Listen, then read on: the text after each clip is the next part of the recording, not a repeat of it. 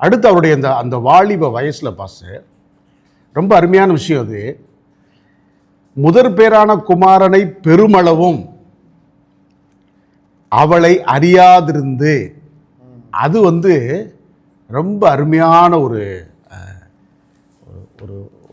ஒரு காரியம் பாஸ்டர். அது அந்த ஸ்பிரிச்சுவலி வெரி ஹை ஸ்டாண்டர்ட், அந்த அந்த ஹோலினஸ் இருக்குது பாருங்களேன். ஏன்னா வாலிப வயசு பாஸ்டர், குடும்பம் யாரும் இல்லை, இதுக்கு ஆலோசனை கொடுக்குறது யாரும் இல்லை, பெரியவங்க கிடையாது. சரியா? வாலிப வயசு, அது எப்படி நீங்கள் இருக்க முடியும்? ஒரு கணவன் மனைவி இருக்கும் பொழுது அவளை அவளை அவளை பார்க்காமலோ, இச்சையோடு பார்க்காமலோ, அவளை தொடாமலோ அந்த நாட்கள் இருக்கணும் பாருங்களேன். கூடவே எல்லாம் இருந்தோம். சரியான பாஸ்டர்? அப்போ அவன் இந்த தன்னுடைய சுய இச்சைகளை விட கர்த்தர் மேல் வைத்திருக்கிற அந்த கணம் பரிசுத்த ஆவியினால் உண்டாயிருக்கிறது. இது பரிசுத்தமானது, இதில் நம்ம என்ன செய்யக்கூடாது, தம்முடைய உணர்வுகளை வெளிப்படுத்தக்கூடாதுன்னு சொல்லி ரொம்ப அருமையான வார்த்தை பாஸ்டர். இன்றைக்கு உள்ள இளைஞர்களுக்கெல்லாம் இச்சை அடக்கம்ங்கிறதே என்னது இல்லை, தெரிய மாட்டேங்குது. ஆம்பளை பிள்ளைகள் பொம்பளை பிள்ளைங்க என்ன தெரியல, இச்சை அடக்கம்னா என்னன்னே தெரியல. எல்லாமே உலகத்தார் போல இருக்கிறார்கள். சரிதானே? இப்ப யோசேப்பு நமக்கு ஒரு பாடம். இங்க இவர்களுக்கு நிச்சயம் நடந்திருந்தோம், அது ஹோலி அப்படின்னு சொன்ன உடனே, அது பரிசுத்தமானதுன்னு சொல்லப்பட்ட உடனே அந்த கீழ்ப்படிதல் இருக்குல்ல பாருங்க பாஸ்டர். முதல்ல மனைவியா சேர்த்து கொள்றதுக்கு ஒரு மனசு வேணும் பாஸ்டர், கண்டிப்பா. சரியா? ரெண்டாவது, அவளை அறியாமல் இருந்து இந்த குழந்தையை பெத்தெடுக்கிற வரைக்கும் இச்சை அடக்கத்தோட இருக்கிறதுன்னா பெரிய விஷயம் இல்லை பாஸ்டர். பாதுகாத்து கொண்டு யாரும் இல்லை, பெரியவங்க யாரும் இல்லை, யாரும் இல்லாத நாட்கள்ல ரொம்ப பெரிய விஷயம். எவ்வளோ எத்தனை தடவை அவங்க படுத்திருப்பாங்க, எந்திரிச்சிருப்பாங்க, அவங்களுக்கு எவ்வளவோ அசௌரியங்கள் நடந்திருக்கும். கூடவே இருந்து எல்லாம் பாதுகாக்கணும் தானே பாஸ்டர்? கண்டிப்பா. அப்போ இவனுக்கு ஒரு முதிர் வயதுன்னா சொல்லலாம், இளம் வயது. சரியா? அப்போ அந்த இடத்த நம்ம கனப்படுத்தணும்னு கண்டிப்பா. அதனால தான் வேதம் சொல்லுது, ஸ்பெசிஃபிக்காக எழுதப்பட்டிருக்கு. மரியாளுக்கும் குழந்தை உண்டாயிருக்கு பாஸ்டர். எந்த ஒரு குழந்தை, ஒரு முதல் குழந்தை பிறக்க போகும்போது அந்த தாய்க்கு கணவனுடைய அந்த கன்சீவ் ஆனதுக்கப்புறம் கணவனோடு நெருங்கி இருக்குன்னு நினச்சிக்கிட்டே இருப்பாங்க. கையை பிடிச்சிக்குன்னு நினைப்பாங்க. நான் சொல்ல புரியுதா பாஸ்டர்? கையை பிடிச்சிக்குன்னு நினைப்பாங்க, கூடவே இருக்கணும்பாங்க, பேசணும்னு நினைப்பாங்க, மார்பிள சாயன்னு நினைப்பாங்க. எவ்வளவோ விஷயங்கள் இருக்குது தானே. இப்போ இதையும் அவங்க என்ன பண்ணியிருக்கிறாங்க, மரியாள் அவங்களும் என்ன பண்ணியிருக்கிறாங்க, இஸ் ஹோலியாக அதை மெயின்டைன் பண்ணி, அதே நேரத்தில் யோசிப்போம் நான் கணவனாக இருந்தாலும் அவளை அறியாதிருந்து. இது கிறிஸ்துவத்தில் இருக்கிற மேன்மையான விஷயம் பாஸ்டர். இந்த ரெண்டு கேரக்டருமே நீங்கள் என்ன பண்ணணும்னு சொன்னால் ரொம்ப மேன்மையாக பார்க்க வேண்டிய விஷயம். சரியா? உங்களுக்கு கணத்துக்குரிய பாத்திரம் பாஸ்டர். சரியா? அந்த 14 வயசு அவங்களுக்கு, இவருக்கு 18 வயசு இருக்கும். அவ்வளோதான். ஜூயிஷ் முறைப்படி அப்படி தான் கல்யாணம் பண்ணி கொடுப்பாங்க. அப்போ இந்த காலகட்டத்தில் இந்த பக்குவத்தில் இருக்கணும்னா கண்டிப்பாக 2 பேருமே கடவுளை முழு இருதயத்தோடும், முழு ஆத்மாவோடும், முழு பலத்தோடும் அன்பு செலுத்தி இருந்தாதான் இந்த கரெக்ட். சரியா? அந்த அன்பு செலுத்துகிற பழக்க வழக்கம் உள்ளவர்களுக்கு தான் இது சாத்தியமாகும். அதைத்தான் ஆண்டவராக இயேசு கிறிஸ்துவும் சபைக்கு சொல்லுகிறார், இஃப் யூ லவ் மீ, நீ என்னிடத்தில் அன்பா இருந்தால் என் கற்பனைகளை கைக்கொள். ஆமென். கேட்கிற ஒவ்வொரு பரிசுத்தவான்களுக்கும் சொல்லுகிறேன், உங்களுடைய இச்சை அடக்கம் எங்கே இருக்கிறது? நீங்கள் கர்த்தருக்கென்று பக்தி வைராக்கியமாக இருக்கிறீர்களா? இதோ இந்த இருவரையும் உங்களுக்கு சாட்சியாக எடுத்துக்கொள்ளுங்கள். கர்த்தர் உங்களோடு கூட பேசுவாராக. ஆமென். சரி பாஸ்டர், அடுத்து ஒரு கேள்வியா, அது 2வது அதிகாரத்தில், அதே மத்திய 2வது அதிகாரத்தில், ஓகே, கிழக்கிலிருந்து சாஸ்திரிகள் எருசலேமுக்கு வந்தார்கள் அப்படின்னு சொல்லப்பட்டிருக்குது. இப்போ இந்த கிழக்கிலிருந்து வந்துகிற சாஸ்திரிகள் அநேக பரிசுத்தவான்கள், வேத வல்லுநர்கள் இந்தியாவில இருந்து வந்தார்கள் என்று சொல்லப்பட்டிருக்கிறாங்க. ஓகே, இதனுடைய காரியத்தை கொஞ்சம் விளக்கி சொல்லுங்களேன். நல்லதுயா, நல்லது. அதாவது வேதத்தில் ஒவ்வொரு காரியங்களுமே ஒரு பின்புலத்தோடு இருக்கும் பாசம். ஏதோ நம்ம மேலோட்டமாக என்ன செய்ய முடியாது, பார்க்கக்கூடாது, படிக்க முடியாது. அதற்கு எழுதி கொடுக்கப்பட்டது அல்ல. சரியா? இப்போ கிழக்கிலிருந்து சாஸ்திரிகள் எருசலேமுக்கு வந்து அப்படின்னா அந்த கிழக்கில் ஊறுப்பட்ட விஷயம் இருக்கு பாஸ்டர். சரியா? கிழக்குன்னு எடுத்தீங்கனாலே ஏகப்பட்ட விஷயங்கள் உள்ளே நமக்கு அடங்கி இருக்கு, மறைபொருளாக இருக்கிறது. கிழக்குன்னு எடுத்தோன்னா நேரடியாக நீங்கள் எங்கே போயிடணும்? ஏதேன் தோட்டத்துக்கு போயிருங்க. ஏதேன். ஓ, ஏன்னா இப்போ பிறந்திருக்கிற வந்து இதை 4 விதமாக நீங்கள் பார்க்கணும் பாச. எப்படி பார்க்கணும்னு சொன்னால், முதல்ல ஜீவ விருட்சம் மனிதனுக்கு விளக்கப்படுறது எங்கே அப்படின்னு பார்த்தீங்கன்னா, ஆதியாகமம் வாசிங்க பாச. ஆதியாகமம் 3:24 வாசிங்களேன். எஸ்.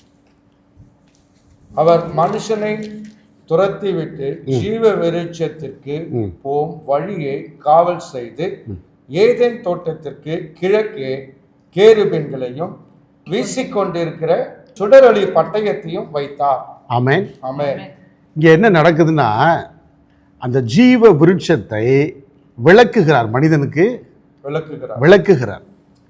ஏன் அப்படின்னு சொன்னால், அவன் பாவம் செஞ்சுட்டான். பாவம் செஞ்சதோடு ஜீவன் என்ன செய்யக்கூடாது? அனுபவிக்க முடியாது, கூடாது. அப்படிங்கிறதுனால ஆண்டவர் என்ன பண்ணுறாரு?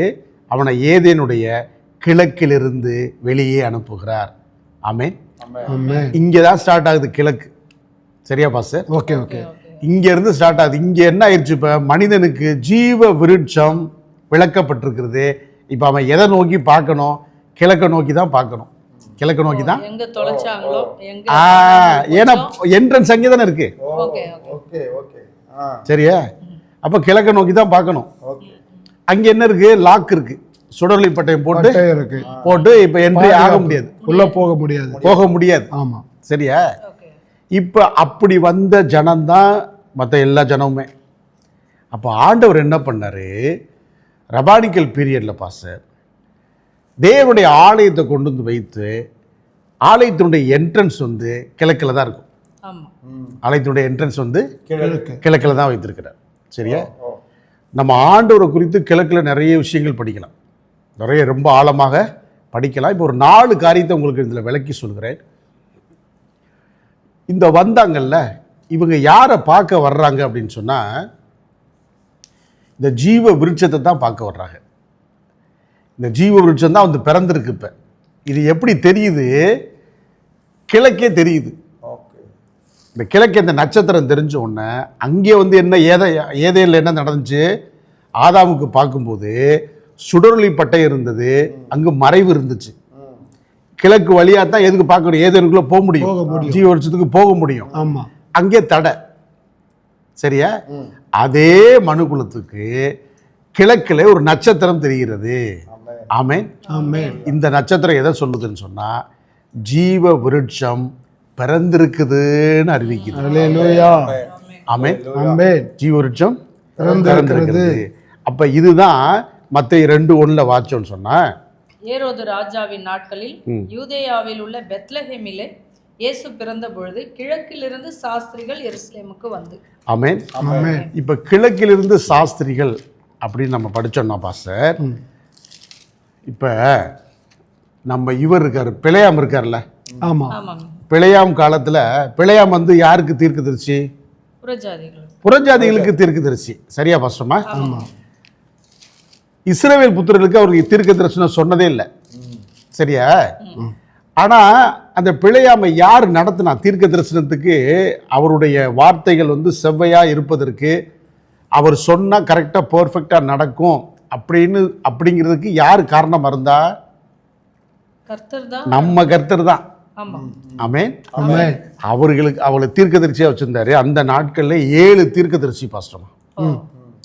புறஜாதிகள்ல கர்த்தர் பயன்படுத்தின 7 தீர்க்கதரிசிகள் அந்த காலத்தில் இருக்கிறாங்க.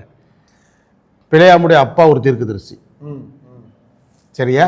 பிழையாம் ஒரு தீர்க்கதரிசி, யோபு ஒரு தீர்க்கதரிசி, யோபுடைய நண்பர்கள் ஒரு 4 பேர் இருக்கிறாங்க, அவர்களும் தீர்க்கதரிசி. அந்த நாட்களில் இருக்கிற தீர்க்கதரிசிகள் அப்படின்னு சொல்லி யூதர்களுடைய லிட்ரேச்சர் வந்து நமக்கு அப்படி தான் போதிக்குது. சரியா? இதில் நமக்கு பைபிள் வேர்சஸில் சப்போர்ட் இல்லைன்னாலும், ஆனால் அந்த காலங்களில் பயன்படுத்தப்பட்ட 7 பேரில் 7 தீர்க்கதரிசிகள் அவரையும் சொல்கிறாங்க. சிலர் வந்து ரெகுவேலையும் சொல்கிறாங்க, மோசையோட மாமனாரையும் சொல்கிறாங்க தீர்க்கதரிசியாக இருந்தார்னு சொல்லி. அது எந்த அளவுக்கு உண்மை நமக்கு தெரியாது. இப்போ அந்த நாட்களில் தேவன் இவர்கள்லாம் பயன்படுத்தியிருக்கிறாரு மற்ற ஜனங்கள் ஆசீர்வாதமாக இருக்கிறதுக்கு. சரியா பாச? அப்போ இந்த தீர்க்கதரிசி இவர்கள் என்ன பண்ணுறாங்க? இந்த சாஸ்திரிகள் என்ன பண்ணுறாங்க, வானத்தை ஆராய்ந்து பார்த்து கொண்டே இருக்கிறார்கள். ஏன்னா இவர்களுக்கு கடவுள் யாருன்னு தெரியாது தானே, கடவுள் யாருன்னு தெரியாது. அப்போ கடவுளை பற்றி ஆராய்ச்சி பண்ணும் பொழுது இப்படி ஒரு நட்சத்திரம் வந்திருந்தால், நட்சத்திரம் வந்திருந்தா அது கண்டிப்பாக அது எருசலேமில், யூதாவில் ஒரு ராஜா பிறக்கணும், எருசலேமில் ஒரு ராஜா பிறக்கணும் அப்படிங்கிறது அவங்களுடைய கணக்கு. ஏன்னு சொன்னால் எருசலேம் ஆலயம் இருந்தது அவங்களுக்கு தெரியும். இப்போ நம்ம இவரெல்லாம் பார்க்குறோம்ல, கந்தகை, இவர் அந்த அந்த இவரெல்லாம் வந்து மந்திரி வந்து இது பண்ணிட்டு போகிறல, ஆலயத்துக்கு வந்து வர்றாருல, வந்து ஆரம்பித்து சாமி கும்பிட்டு தானே போகிறார், அங்கே வந்து பார்த்துட்டு வேதத்தை படிச்சுட்டு போகிறார்ல. அப்போ அந்த நாட்கள் எல்லாருக்குமே தெரியும் எருசலேமில் தான் தேவன், உண்மையான தேவன் இருக்கிறார் என்று உலகம் முழுவதும் எல்லாத்துக்குமே தெரியும். சரியா? அப்போ இவங்க இந்த நட்சத்திரம் கிழக்க நோக்கி வரும்பொழுது, அப்போ நம்ம இப்போ எப்படி பார்க்குறோம், அதை ஸ்பிரிச்சுவலி எப்படி பார்க்குறோம், கிழக்கிலிருந்து, ஏதேனுக்கு கிழக்கிலிருந்து விளக்கப்பட்ட ஜீவ விருட்சம் இப்போ எருசலேம் கிழக்கில் வந்து பெய்யும். உலகத்துலேருந்து பார்க்கும்போது கிழக்கே தெரியுது, அது எருசலேமுக்கு நேராக கொண்டு வந்து பெத்லகேமுக்கு கொண்டு போகுது. சரியா? சரி. அப்போ இது ரெண்டாவது பகுதி என்னன்னு சொன்னால், அந்த ஜீவ விருட்சம் பிறக்குது பாஸ்டர். சரியா? இப்போ அந்த ஜீவ விருட்சம் என்ன பண்ணுது, திருப்பி கிழக்குக்கு வரும்போது எல்லாரையும் சேர்க்குது. இப்போ சகரியா 14:4 வாசிங்களேன். அந்நாளிலே அவருடைய பாதங்கள் கிழக்கே எருசலேமுக்கு எதிரே இருக்கிற ஒலிவமலையின் மேல் நிற்கும். அப்பொழுது மகா பெரிய பள்ளத்தாக்கு உண்டாகும்படி ஒலிவமலை தன் நடுமையத்திலே கிழக்கு மேற்காய் எதிராக பிளந்து போம். அதனாலே ஒரு பாதி வடப்பக்கத்திலும் ஒரு பாதி தென்பக்கத்திலும் சாயும். ஆமென், ஆமென். இப்போ என்னன்னா, இப்போ எருசலேமுக்கு கிழக்கே அவருடைய பாதம் வரும் பொழுது இப்போ ஜீவ விருட்சம் என்னாகுது, எல்லாவற்றையும் சேர்க்கிறது. ஆமென். எல்லா ஜனங்களையும் சேர்க்கிற காரியம் இந்த கிழக்கில் பார்க்கிறோம். இதற்கு அப்புறம் சகரியா 14:9 வாசிங்கன்னா, அப்பொழுது கர்த்தர் பூமியின் மீதெங்கும் ராஜாவாய் இருப்பார். அந்நாளில் ஒரே கர்த்தர் இருப்பார், அவருடைய நாமமும் ஒன்றாய் இருக்கும். ஆமென், ஆமென். இப்போ என்னன்னா, ஜீவ விருட்சம் ஆளுகிறது, முழு உலகத்தை என்ன செய்யுது, ஆளுகிறது. ஆதாம் ஜீவ விருட்சத்தை விட்டு விலக்கப்பட்டான். சரியா? இப்போ அந்த ஜீவன் வந்து கர்த்தராகிய இயேசு கிறிஸ்து மூலம் வந்து பிறக்குது, அதற்கப்புறம் ஆட்களை சேர்க்குது, அதுக்கப்புறம் ஆளுகை செய்கிறது. ஆமென். கிழக்கில் இவ்வளோ விஷயம் இருக்குது, கிழக்கில் இவ்வளோ விஷயங்கள் இருக்கு. இன்னும் ஆழமாக படிக்கலாம், இருந்தாலும் மேலோட்டமாக உங்களுக்கு என்ன செய்கிறேன், காரியங்களை ஓரளவுக்கு சொல்லி கொடுக்குறேன்.